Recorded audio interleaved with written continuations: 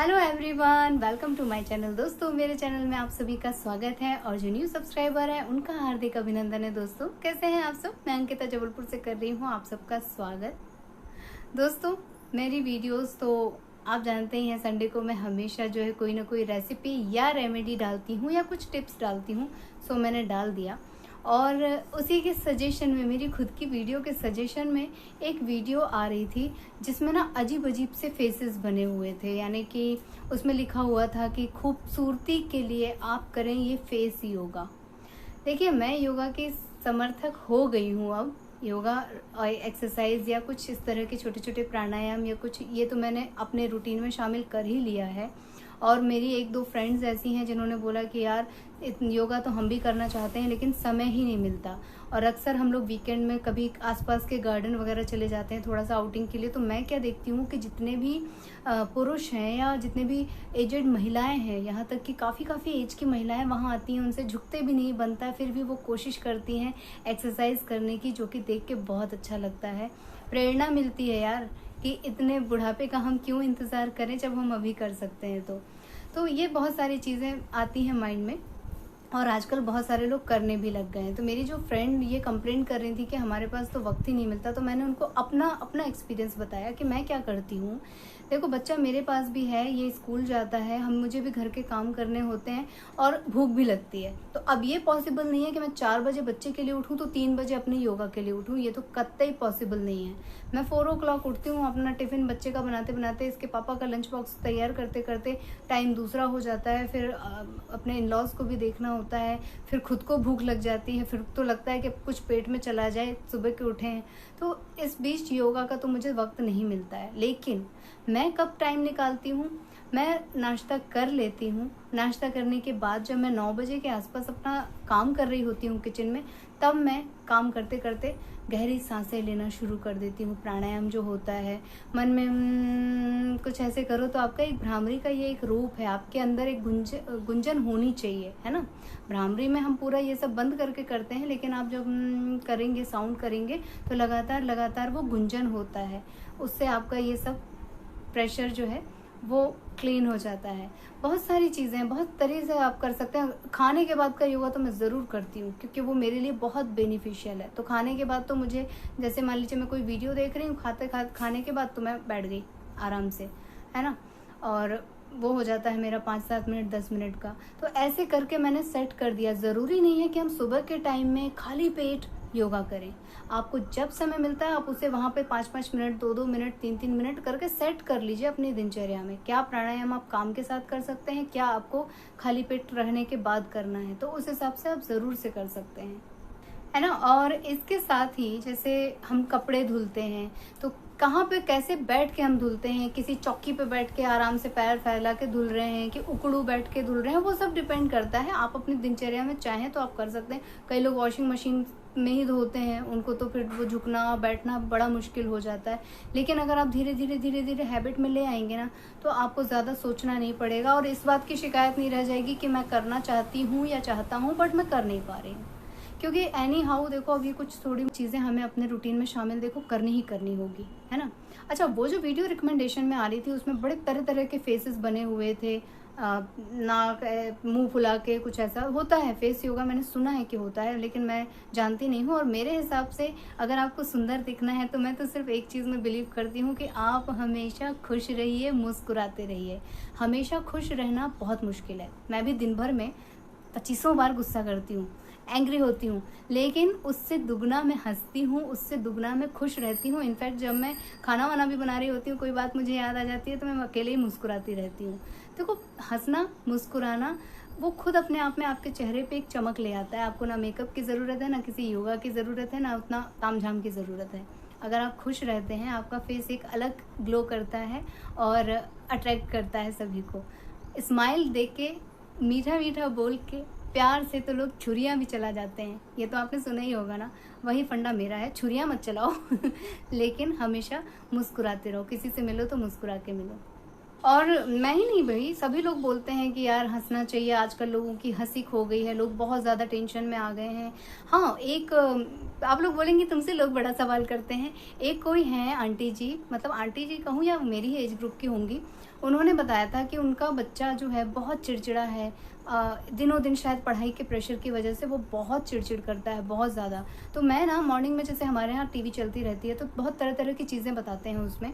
तो मॉर्निंग के टाइम में कुछ एक होता है ना, एक्सपर्ट बैठते हैं और लोग उनसे सवाल करते हैं। शायद वो डॉक्टर, मैंने एक तो ध्यान नहीं दिया कि कौन सा चैनल है, क्या आ रहा है, मैं खाना बनाने में लगी थी। तो उसमें बता रहे थे कि इनिशियल की स्टेज क्या होती है बच्चों की डिप्रेशन में जाने की। वो शायद बच्चों के ऊपर कुछ आ रहा था उस टाइम पे। तो उसमें उन्होंने बताया था कि शुरू में वो चिड़चिड़ करने लग जाते हैं, प्लस उनको इतना प्रेशर होता है कि वो चाह के भी मम्मी पापा उस प्रेशर को कम नहीं कर सकते हैं। वर्कलोड आजकल बच्चों को बहुत हो रहा है। तो उसके लिए वो क्या करना चाहिए, उसके लिए उन्होंने बोला था कि सबसे अच्छी बात होती है कि रैकी कीजिए। रैकी मैंने भी नाम सुना है, क्या होती है मैं नहीं जानती हूँ। रैकी कीजिए और साथ में उनके साथ जितना कन्वर्सेशन आप कर सकते हैं करिए। बट वो जो मदर थी उन्होंने ये बताया कि रैकी तो वो नहीं कर सकती, बात करने में ही बच्चा चिड़चिड़ करता है, ठीक से जवाब नहीं देता है, कुछ बोलो तो झुंझला जाता है और हमेशा टेंस्ड रहता है। चेहरे पे स्माइल तो छोड़ दो, हमेशा बुझा बुझा सा, अजीब सा, उतरा उतरा सा रहता है। और एज ग्रुप उन्होंने यही 10th या 9th ऐसा कुछ उन्होंने उसका स्टेज बताया। तो मेरे एक फ्रेंड है, फैमिली फ्रेंड है वो, उनकी बिटिया रानी बहुत अच्छा एग्ज़ाम उसने दिया, बहुत अच्छा किया, लेकिन सडनली उसे ये फील होने लग गया कि मेरा एग्ज़ाम बिगड़ गया है, मैं फेल हो जाऊंगी, पता नहीं मैं पास हो पाऊंगी कि नहीं, मेरे क्लास के बच्चे सब आगे निकल जाएंगे, पता नहीं मम्मी पापा कैसे रिएक्ट करेंगे। मतलब वो इतना ज़्यादा इसमें उलझ गई थी कि उसकी मदर इतनी परेशान थी। कई जगह वो कंसल्टेंट होते हैं ना, उनके पास लेके गई और थेरेपी वगैरह होती हैं वो सब उसकी कराई, मगर वो बच्ची उस चीज़ से बाहर तब तक नहीं आ पाई जब तक उसका रिजल्ट नहीं आ गया। मतलब हम लोगों के लिए एक हंसता खेलता बच्चा कैसे इतने भयानक डिप्रेशन में चला गया कि सारी थेरेपीज उसके लिए फेल हो रही थी। मम्मी हमेशा उसकी टेंशन में रहने लगी थी कि मैं क्या करूं, हमेशा ये अकेली बैठी रहती है कमरे में। मैं उस वक्त उससे मिल नहीं पाई बच्ची से, क्योंकि एक होता है ना, आप नहीं कर पाते हो, बच्चा भी आपसे नहीं मिलना चाहता है तो आप जाके क्या करोगे। बट जब उसका रिजल्ट आया, सब चीज़ें उनकी सॉर्ट आउट हो गई।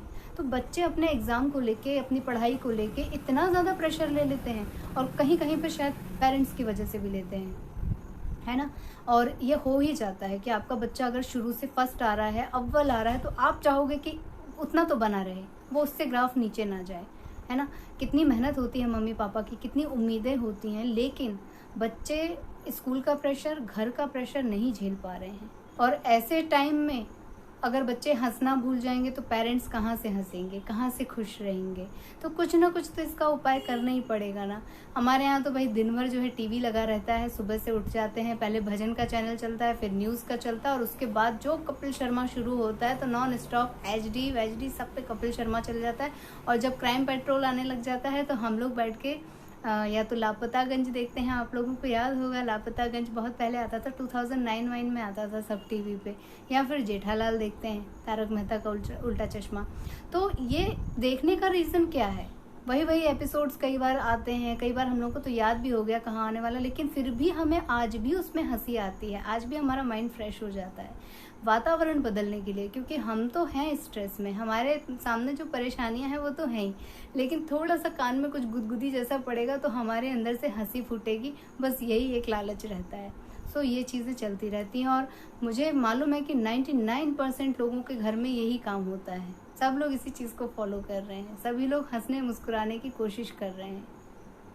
सो यही है मेरा जो है, मैं यही मानती हूँ कि यही अच्छी थेरेपी है आपके लिए कि आप हंसो। लाफिंग थेरेपी है वो, जो गार्डन में जाके सब हाथ उठा उठा के हाँ हाँ हाँ हाँ हाँ करते हैं, वो वाली नहीं, जो अंदर से दिल से आती है ना, गुदगुदी वाली। मैं कैसे एक्सप्लेन करूँ, मैं बता नहीं पा रही हूँ। वो जो अंदर से आती है ना अचानक से, वो वाली हंसी की मैं बात कर रही हूँ। कि अगर आप दिन भर में 30 बार भी ऐसी हंसी हंस लेते हैं ना, तो आपको किसी चीज़ की ज़रूरत नहीं है। काउंट करके देखिएगा दोस्तों, कभी अपने ऊपर गौर करके देखिएगा, थोड़ा सा समय निकालिएगा और काउंट करिएगा कि आज हम कितनी बार अच्छे से हंसे हैं, खुल के हंसे हैं। और पता है हमारे यहाँ की जो मेड हैं वो इतना हंसती हैं, इतना हंसती हैं कि वो अगर फिसल के गिर गई तो ही अगर उनसे कुछ गिर गया तो ही। अगर किसी हस्बैंड वाइफ की कन्वर्सेशन सुन लेंगी तो ही। मतलब वो खुद की हंसी जब वो हंसना शुरू करती हैं तो हम लोग उनको देख के ही हंसने लगते हैं कि अब तो ये पागल जैसे शुरू हो जाएगी। तो सम हाउ हम लोगों के लिए तो देखो बहुत जगह मिल जाता है। आप लोग भी ट्राई कीजिएगा, छोटी छोटी सी बातों पे हंसना, छोटी छोटी सी अपनी खुद की हंसी उड़ा के कभी देखिएगा, बड़ा मज़ा आता है। मैं तो अक्सर करती हूँ कि मैं घर के सारे मेंबर्स की हंसी उड़ाती हूँ, फिर साथ में अपनी भी उड़ा लेती हूँ। और उत्कर्ष हमेशा कंप्लेंट करता है कि मम्मा आप अपने आप को भी नहीं छोड़ती हो।